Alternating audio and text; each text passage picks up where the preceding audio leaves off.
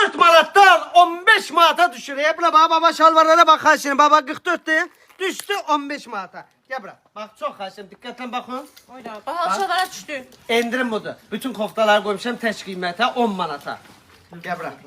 Buna bak. Hele buradakilara bak. Sen Hele Allah'ına bunu bak. bir tane bunu göster. 8 manata salmışam bunları. Buna bak. Bak bak. Bunlar trend şalvarlarda. Ay bir dakika. Ay 8 manata salmışam ya bunlara He. bak. Bak 8 manat. Bütün koftalar 10 manat.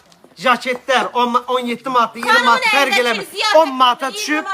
Penceye 15 manat, Bir ziyafet dakika, pencere aslında o ziyafet de onu göster. 50-55 manata gördüğümüz dondu. Koymuşam hamısını 20 manata. Görürsünüz.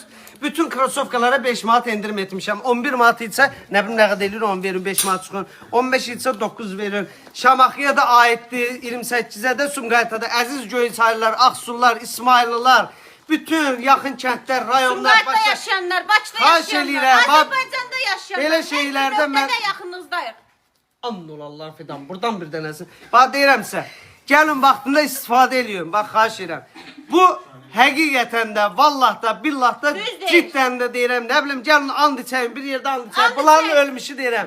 Həqiqətən də zərərinə qoymuşam bu mallar. Çünki yay mallarınca Yalan deyən çoxoğludur. Bəli, yalan deyirlərsə çopak qızıdırlar. Gəlin hamısında endirmə qoymuşam. Xahiş edirəm vaxtında gəlin amma.